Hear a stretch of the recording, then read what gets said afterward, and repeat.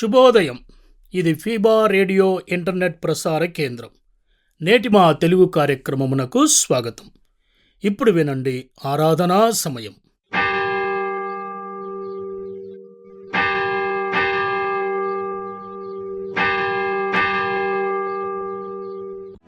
ఆరాధనా సమయం.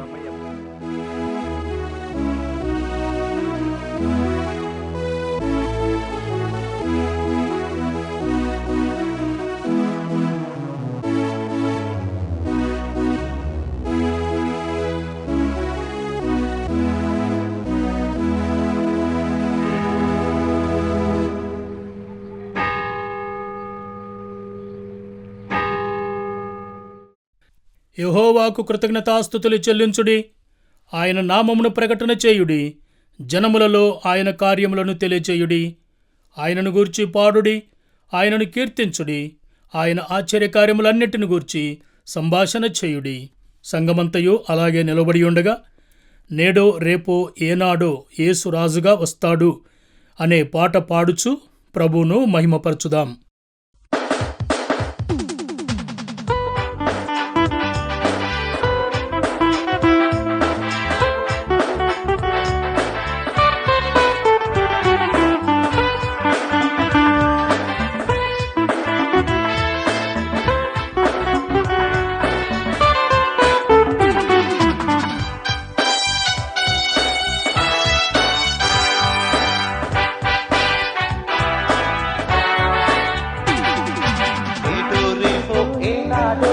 యేసురాజుగా వస్తాడు, నేడో రేపో ఏనాడో యేసురాజుగా వస్తాడు.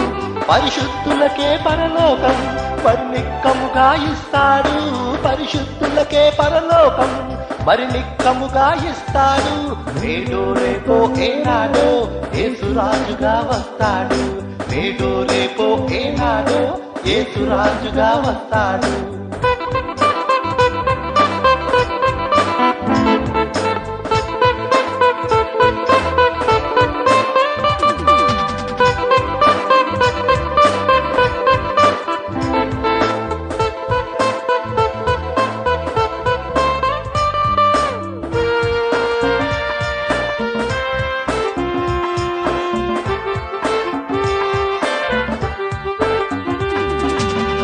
పాపము మోసుకుపోయే గొర్రె పిల్లగా వచ్చాడు, సిలువ కొయ్యపై తన ప్రాణమునే బలిదానముగా ఇచ్చాడు. లోక పాపము మోసుకుపోయే గొర్రె పిల్లగా వచ్చాడు, సిలువ కొయ్యపై తన ప్రాణమునే బలిదానముగా ఇచ్చాడు.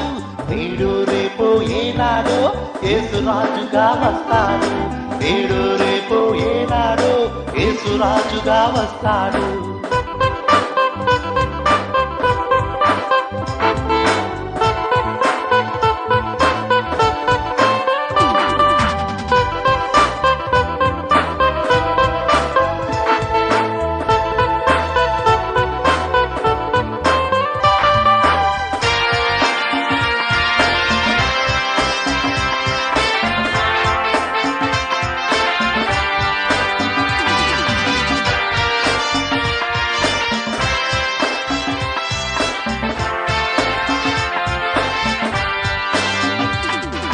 నమ్మని వారికి తీర్పు తీర్చగా కొదమ సింహమై వస్తాడు, క్రియలన్నిటికీ తగిన జీతము తప్పనిసరిగా ఇస్తాడు. నమ్మని వారికి తీర్పు తీర్చగా కొదమ సింహమై వస్తాడు, క్రియలన్నిటికీ తగిన జీతము తప్పనిసరిగా ఇస్తాడు. నేడు రేపో ఏనాడో యేసురాజుగా వస్తాడు, నేడు రేపో ఏనాడో యేసురాజుగా వస్తాడు. పరిశుద్ధులకే పరలోకం పరినిక్కముగా ఇస్తాడు, పరిశుద్ధులకే పరలోకం పరినిక్కముగా ఇస్తాడు. నేడు రేపో ఏనాడో యేసురాజుగా వస్తాడు, నేడు రేపో ఏనాడో యేసురాజుగా వస్తాడు, నేడు రేపో ఏనాడో యేసురాజుగా వస్తాడు, నేడు రేపో ఏనాడో యేసురాజుగా వస్తాడు. అలాగే నిలబడి ఉండగా ఈ దినము కొరకు ఏర్పాటు చేయబడిన కీర్తనల భాగములను ఉత్తర ప్రత్యుత్తరములుగా చదువుకుందాం. కీర్తనలు 57 1-11 వచనములు. నన్ను కరుణింపుము, దేవా, నన్ను కరుణింపుము. నేను నీ శరణుజొచ్చి ఉన్నాను. ఈ ఆపదలు తొలగిపోవు వరకు నీ రెక్కల నీడను శరణుజొచ్చి ఉన్నాను. మహోన్నతుడైన దేవునికి, నా కార్యము సఫలము చేయు దేవునికి నేను మొరపెట్టుచున్నాను. ఆయన ఆకాశము నుండి ఆజ్ఞ ఇచ్చి నన్ను రక్షించును. నన్ను మృంగగోరు వారు దూషణలు పలుకున్నప్పుడు దేవుడు తన కృపా సత్యములను పంపును. నా ప్రాణము సింహముల మధ్యనున్నది, కోపోద్రేకుల మధ్యను నేను పండుకొనుచున్నాను. వారి దంతములు శూలములు, అవి అంబులు, వారి నాలుక వాడిగల కత్తి. దేవా, ఆకాశము కంటే అత్యున్నతుడుగా నిన్ను కనపరుచుకొనుము. నీ ప్రభావము సర్వభూమి మీద కనబడనిమ్ము. నా అడుగులను చిక్కించుకొనుటకై వారు వలయొడ్డిరి. నా ప్రాణము కృంగి ఉన్నది. నా ఎదుట గుంట త్రవ్వి దానిలో తామే పడిరి. నా హృదయము నిబ్బరముగా నున్నది. దేవా, నా హృదయము నిబ్బరముగా నున్నది. నేను పాడుచు స్థుతిగానము చేసేదను. నా ప్రాణమా మేలుకొనుము, నా ప్రాణమా మేలుకొనుము. స్వరమండలమా సితారా మేలుకొనుడి, నేను వేకువనే లేచెదను. నీ కృప ఆకాశము కంటే ఎత్తైనది. నీ సత్యము మేఘమండలముల వరకు వ్యాపించి ఉన్నది. ప్రభువా, జనములలో నీకు కృతజ్ఞతాస్తుతులు నేను చెల్లించెదను, ప్రజలలో నిన్ను కీర్తించెదను. 11వ వచనం అందరం కలిసి చదువుకుందాం. దేవా, ఆకాశము కంటే అత్యున్నతుడవుగా నిన్ను కనపరుచుకొనుము. నీ ప్రభావము సర్వభూమి మీద కనబడనిమ్ము. ఈ దినము కొరకు ఏర్పాటు చేయబడిన పాఠము చదవగా మనము విందాము.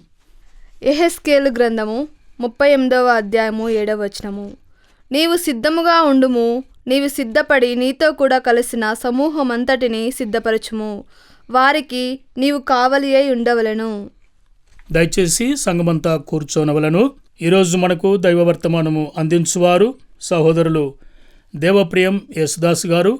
వీరు ఆరోగ్యవరం వాస్తవ్యులు. సమయాన్ని తీసుకుని వాక్యం బోధించవలసినదిగా ఈ సమయాన్ని వారికి అప్పగిస్తూ ఉన్నాం. క్రీస్తునందు ప్రియ ఆరాధనా సమయం శ్రోతలకు మా శుభాభివందనములు. మిమ్ములను మీ కుటుంబములను దేవుడు దీవించునుగాక. నేటి మన ఆరాధనకై అంశము సిద్ధపడుము, సిద్ధపరచుము, కావలి అయి ఉండుము. సిద్ధపడుము, సిద్ధపరచుము, కావలి అయి ఉండుము. Be prepared, prepare them, be a guard to them. కీర్తన 57:7. నా హృదయము నిబ్బరముగానున్నది, దేవా, నా హృదయము నిబ్బరముగానున్నది, నేను పాడుచు స్తుతిగానము చేసేదను. Psalms 57:7. My heart is steadfast, O God, my heart is steadfast, I will sing and make melody. సిద్ధపడుము, సిద్ధపరచుము, కావలి అయి ఉండుము అను ఈ దివ్యమైన అంశమును 3 ఉప అంశములుగా ధ్యానిద్దాం. యెహెజ్కేలు 38:7. నీవు సిద్ధముగా ఉండుము, నీవు సిద్ధపడి నీతో కూడా కలిసిన సమూహమంతటిని సిద్ధపరచుము, వారికి నీవు కావలి అయి ఉండుము. మొదటి ఉపాంశము సిద్ధముగా ఉండుము. Be థైసెల్ఫ్ prepared. యెహెజ్కేలును గుర్చి ఒక మాట. బబులోను దేశంలో ప్రవాసులైన యూదులకు అతను ప్రవక్తగా ఉన్నాడు. క్రీస్తు పూర్వము 6వ శతాబ్దంలో ఆయన ప్రవక్తగా ఉండినాడు. దేవుని నుండి రాబోయేటువంటి తీర్పు గురించి ప్రజలను హెచ్చరిక చేసేవాడు. మొదటి ఉపాంశం ఇప్పుడు చూస్తాం. సిద్ధముగా ఉండుము. దేవుడైన యెహోవా యెహెజ్కేలును సిద్ధపరచుచున్నాడు. మన దేవుడు నీతి నియమములు గలవాడు, క్రమము గలవాడు, తన్ను నమ్మిన వారిని ఆయత్తపరచువాడు. తాను యెహెజ్కేలు ప్రవక్తకు ఇచ్చుచున్న ఆజ్ఞ సిద్ధముగా ఉండుము. ఆయన ప్రవక్తలను సిద్ధపరచువాడు. ఆమోసు 4:12. ఇశ్రాయేలీయులారా, మీ దేవుని సన్నిధిని కనబడుటకై సిద్ధపడుడి. సిద్ధపాటు క్రమశిక్షణతో కూడినది, నీతి నియమములతో కూడినది, నియమనిష్టలతో కూడినది. చురుకుగా ఉండుట గొప్ప భాగ్యము. దేవుడు నియమించిన గొప్ప మత్స్యము సముద్ర అగాధ జలములలో యోనాను మృంగవలెనని సిద్ధముగా ఉండెను.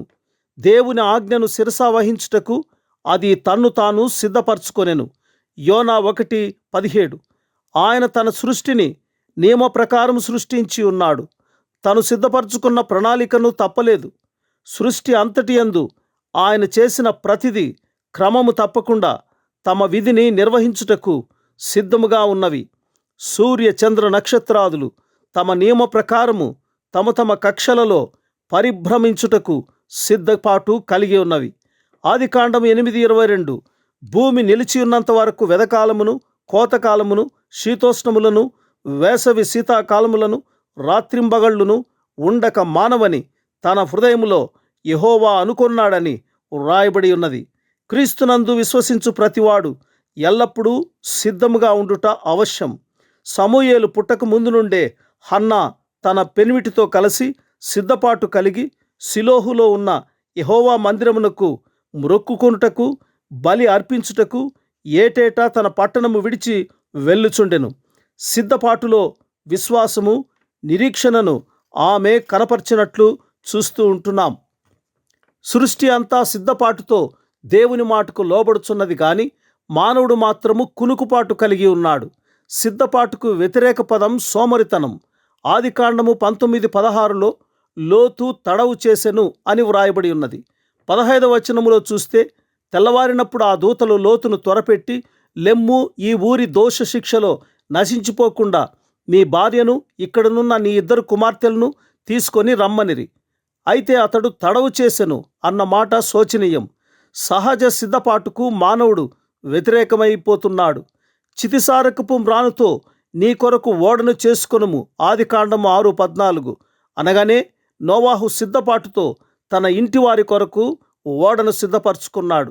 హెబ్రీ 11:7 విశ్వాసమును బట్టి నోవాహు అది వరకు చూడని సంగతులను గూర్చి దేవుని చేత హెచ్చరింపబడి భయభక్తులు గలవాడై తన ఇంటి వారి రక్షణ కొరకు ఒక ఓడను సిద్ధము చేశాడు.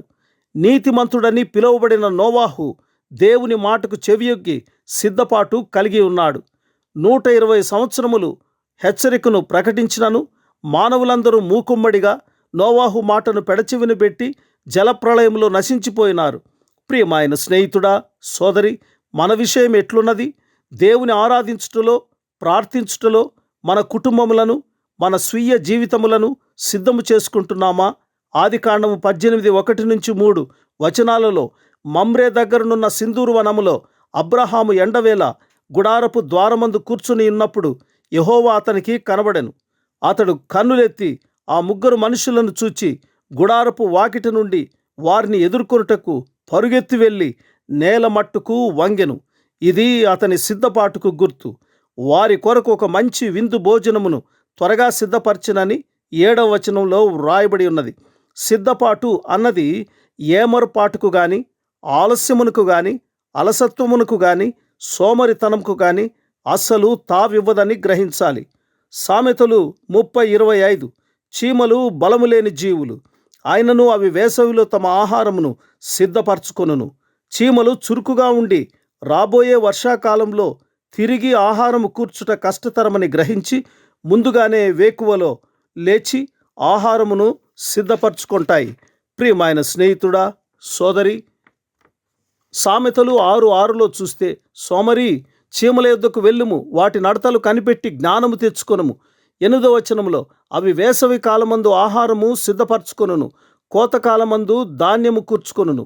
కనుక సిద్ధపాటు అన్నది ఎంతో ప్రాముఖ్యమని తెలియనగును. దైవిక విషయములందును భౌతిక విషయములందును సిద్ధపాటు ప్రాముఖ్యమైనది. మన ఇంటికి ఎవరైనా అతిథులు వస్తున్నారంటే సిద్ధపడతాము. విద్యార్థి పరీక్షలకు సిద్ధపడతాడు. ప్రధానమంత్రి వస్తున్నాడంటే, ముఖ్యమంత్రి వస్తున్నాడంటే అధికారులు సిద్ధపడతారు. యుద్ధము వస్తున్నదంటే దేశ సైనికులు సిద్ధపడతారు. గర్భవతి అయిన స్త్రీ పుట్టబోవు శిశువు కొరకు సిద్ధపడతాది. అలాగే విశ్వాసి క్రీస్తు రాకడ కొరకు సిద్ధపడాలి. మత్తయి 25:4 బుద్ధిగల కన్యకలు తమ దివిటీలలో కూడా సిద్ధెలలో నూనె తీసుకొని పోయిరి అని వ్రాయబడినది. ప్రియమైన స్నేహితుడా, సోదరి, క్రీస్తు రాకడను ఎదుర్కొనుటకు మనము సిద్ధపడాలి. సిద్ధపరచిన జీతము 11వ వచనం. ప్రకటన, అన్యాయము చేయువాడు ఇంకనూ అన్యాయమే చేయనిమ్ము, అపవిత్రుడైన వాడు ఇంకనూ అపవిత్రుడుగానే ఉండనిమ్ము, నీతిమంతుడు ఇంకనూ నీతిమంతుడుగానే ఉండనిమ్ము, పరిశుద్ధుడు ఇంకనూ పరిశుద్ధుడుగానే ఉండనిమ్ము అని ప్రకటన 22:12 చూస్తుంటున్నాం. ఇదిగో, త్వరగా వచ్చుచున్నాను, వాని క్రియ చొప్పున ప్రతి వానికిచ్చుటకు నేను సిద్ధపరచిన జీతము నా యొద్ద ఉన్నది. యాకోబు 5:8 చూస్తే, ప్రభువు రాక సమీపించుచున్నది గనుక మీరును ఓపిక కలిగిండుడి, మీ హృదయములను స్థిరపరచుకొనుడి. ఆదికాండం 24:58 చూస్తే వారు రిబ్కాను పిలిచి, ఈ మనుషునితో కూడా వెళ్ళెదవా అని ఆమెను అడిగినప్పుడు వెళ్ళెదను అనెను. అంతకు మునుపు అబ్రహాము కుమారుడైన ఇస్సాకుకు వధువును చూచుటకై వెళ్ళిన అబ్రహాము పెద్ద దాసుడైన ఎలియాజరు రిబ్కా తల్లిదండ్రులతో మాట్లాడినప్పుడు అబ్రహాము పంపిన విషయములన్నిటినీ విన్న అనంతరం వారు ఆమెను పిలిచి, ఈ మనుషునితో వెళ్ళెదవా అన్నారు. రిబ్కా ఎలియాజరుతో వచ్చిన వారి సాక్ష్యము, అతని ఒంటెలు మోకరిల్లిన వైనము ఇవన్నీ గ్రహించని భక్తి విశ్వాసాలను తెలుసుకొని అప్పటికే వారితో బయలుదేర సిద్ధపడిన స్థితిని చూడగలం. ప్రియమైన స్నేహితుడా, సోదరి, వ్యక్తిగత సిద్ధపాటు చాలా ప్రాముఖ్యమైనది. రెండవ ఉపాంశము సిద్ధపరచుము, ప్రిపేర్ దెమ్. సిద్ధపరచుము. ప్రవక్త అయిన యెహెజ్కేలు ద్వారా దేవుడిస్తున్న రెండో హెచ్చరిక, నీతో కూడా కలిసి ఉన్న సమూహం అంతటిని సిద్ధపరచుము. యెహెజ్కేలు 38:7. నీతో ఉన్న సమూహం ఎవరు? నీ కుటుంబం, నీ తోటి పనివారు, నీ స్నేహితులు, నీ ఇరుగు పొరుగు వారు, నీ సంఘ సహవాసులు. వీరిని ప్రభు కొరకై, ఆయన రాకడ కొరకై సిద్ధపరచబద్దులై ఉన్నాము. ప్రియ విశ్వాసి, తొలుత నీవు సిద్ధపడి తదుపరి నీ వారిని సిద్ధపరచుము. ఆదికాండము 35:2-3 యాకోబు తన ఇంటి వారిని బేతేలు వెళ్ళుటకై సిద్ధపరిచాడు. బేతేలు అనగా దేవుని మందిరము. ఆయన మీ యొద్దనున్న అన్య దేవతలను పారవేసి మిమ్మల్ని మీరు శుచిపరచుకొని మీ వస్త్రములను మార్చుకోండి. మనము లేచి బేతేలునకు వెళ్ళుదము. అదే రీతిగా మన సమాజమును మనం సిద్ధపరచాలి. యెహోషువ అయితే, రేపు యెహోవా మీ మధ్య అద్భుత కార్యములను చేయును కనుక మిమ్మును మీరు పరిశుద్ధపరచుకొనుడి అని జనులకు ఆజ్ఞ ఇచ్చాడు. మోషే ఇశ్రాయేలు సమాజమును నిర్గమము కొరకు సిద్ధపరిచాడు. ప్రతి ఇంటి ద్వారబంధములపై గొర్రెపిల్ల రక్తము పూయుట ద్వారా పస్కా బలిని నిర్వహింపచేసి దాని నియమ నిబంధనలను వారికి వివరించి వారిని సిద్ధపరిచినాడు. యెహోషువ, నేనును నా ఇంటి వారును యెహోవానే సేవించదము అని తన కుటుంబమును సిద్ధపరిచినాడు. యెహోషువ 6:2-4 చూస్తే యెహోవా యెహోషువకు వివరిస్తూ ఇశ్రాయేలీలు ఏ రీతిగా యెరికో చుట్టూ 7 దినములు ప్రదక్షిణములు చేయాలో తెలియపరచగా 6వ అధ్యాయం 6-8 యెహోషువ యాజకులను పిలిచి దేవుడు చెప్పినదంతయు తెలిపి యావత్తు సమాజమును సిద్ధపరిచినట్లు చూస్తుంటున్నాం. ఆ రీతిగా మనం మనతో కలిసి ఉన్న వారిని సిద్ధపరచాలి. ఈ సిద్ధపరచు పనిని దేవుడు కూడా చేస్తున్నాడు. హెబ్రీయులకు 11:16 భూమి మీద పరదేశులు యాత్రికులై ఉన్న వారి కొరకు ఆయన ఒక పట్టణము సిద్ధపరిచి ఉన్నాడు.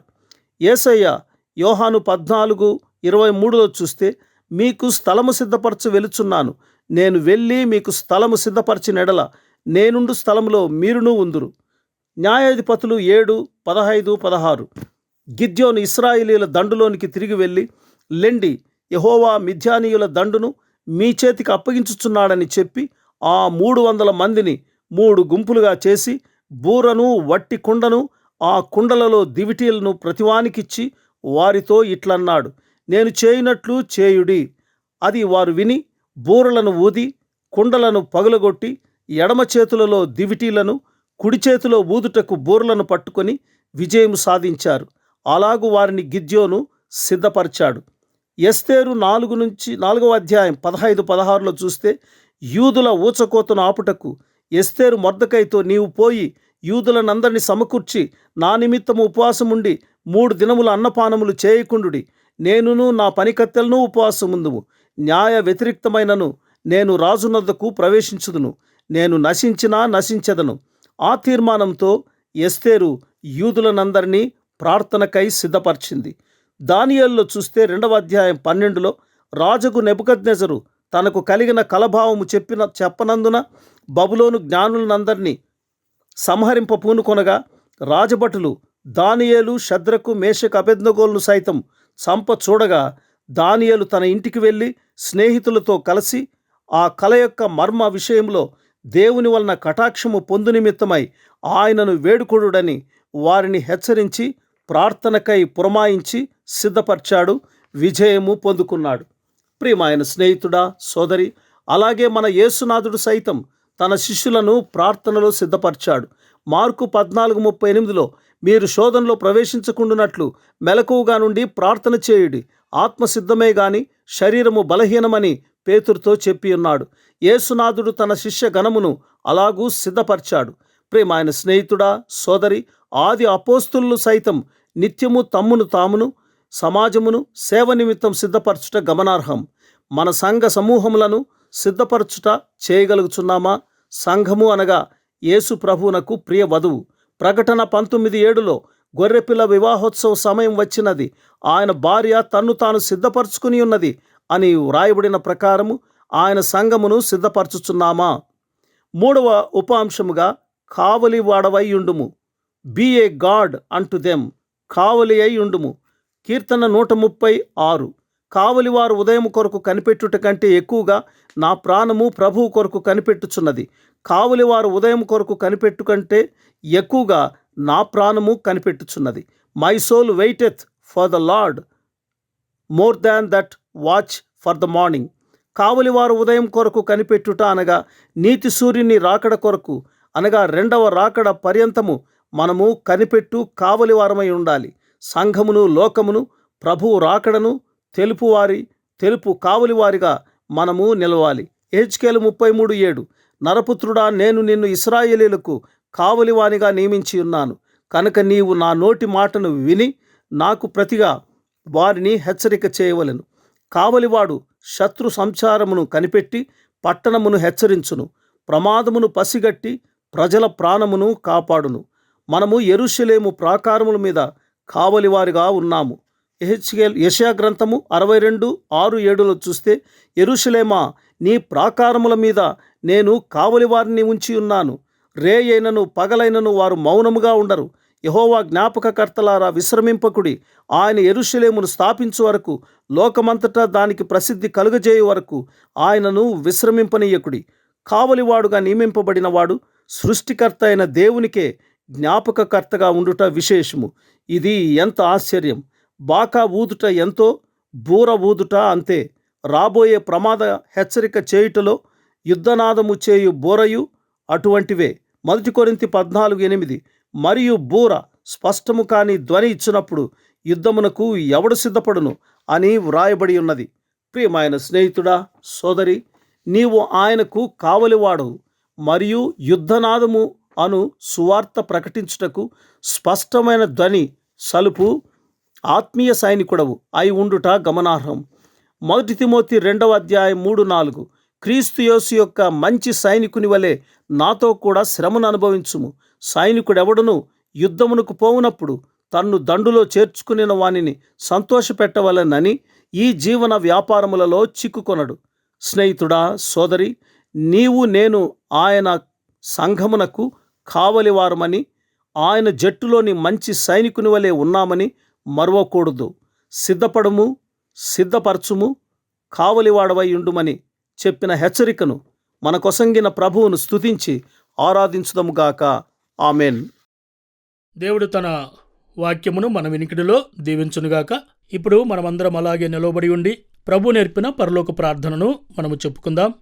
పరలోకమందున్న మా తండ్రి, నీ నామము పరిశుద్ధపరచబడునుగాక, నీ రాజ్యము వచ్చునుగాక, నీ చిత్తము పరలోకమందు నెరవేర్చున్నట్లు భూమి యందును నెరవేరునుగాక.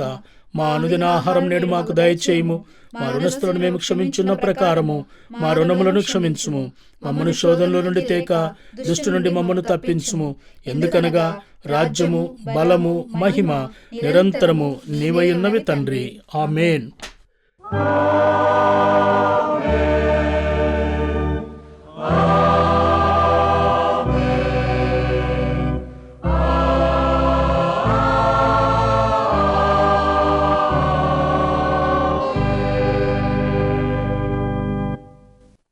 మీకై పరిశుద్ధ గ్రంథములో నుండి ఒక వాగ్దానం. యెషయా గ్రంథం 41:10 నీవు నా దాసుడవనియు నేను నిన్ను ఉపేక్షింపక ఏర్పరచుకొంటిననియు నేను నీతో చెప్పియున్నాను. నీకు తోడయ్యున్నాను, భయపడకుము, నేను నీ దేవుడనై ఉన్నాను. దిగులు పడకుము, నేను నిన్ను బలపరుతును, నీకు సహాయము చేయువాడును నేనే. నీతి అను నా దక్షిణ హస్తముతో నిన్ను ఆదుకొందును. ప్రియ దైవజనమ, ఇంతటితో ఈ కార్యక్రమము ముగిసింది. ఈ కార్యక్రమాన్ని గురించి మీ సలహాలు, మీ అభిప్రాయములకై మమ్మను సంప్రదించవలసిన మా మెయిల్ ఐడి info@febaonline.org. మొబైల్ సంఖ్య 9480585039. మరలా వచ్చే ఆదివారం ఇదే సమయానికి మనమందరము కలుసుకుందాం. అంతవరకు దైవాశీస్సులు, ప్రభు కృప మీకు తోడయుండునుగాక. ఆమేన్.